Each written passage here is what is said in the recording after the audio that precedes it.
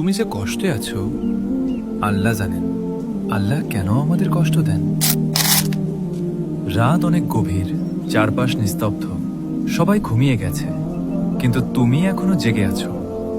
হয়তো মোবাইলের স্ক্রিনের দিকে তাকিয়ে আছো, হয়তো ছাদের দিকে চুপচাপ তাকিয়ে আছো, আর বুকের ভেতরে জমে আছে এমন কিছু কষ্ট যা কাউকে বলা যায় না।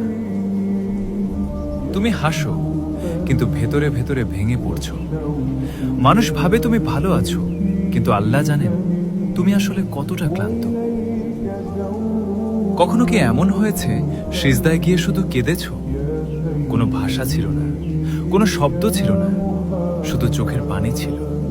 আর তুমি ভাবছিলে, আল্লাহ আপনি কি আমাকে শুনছেন? শুনছেন, অবশ্যই শুনছেন, কারণ আল্লাহ সেই রব যিনি হৃদয়ের না বলা কথাও শোনেন। তুমি যে রাতে একা কেঁদেছিলে আল্লাহ দেখেছেন। তুমি যে প্রতিদিন মানুষকে হাসি মুখ দেখাও, কিন্তু ভেতরে হাজার টুকরো হয়ে আছো, আল্লাহ জানেন। কিন্তু কখনো কি ভেবেছ আল্লাহ কেন আমাদের কষ্ট দেন? যদি আল্লাহ আমাদের ভালোবাসেন, তাহলে কেন তিনি আমাদের কাঁদান? কেন এমন পরীক্ষা দেন যা সহ্য করা কঠিন হয়ে যায়? কারণ কষ্ট সবসময় শাস্তি না।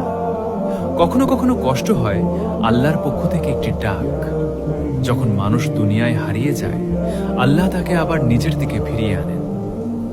হয়তো সুখের সময় তুমি আল্লাহকে ভুলে গিয়েছিলে, কিন্তু আজ এই নিঃসঙ্গ রাত, এই ভাঙা হৃদয়, এই কান্না তোমাকে আবার সিজদায় ফিরিয়ে এনেছে।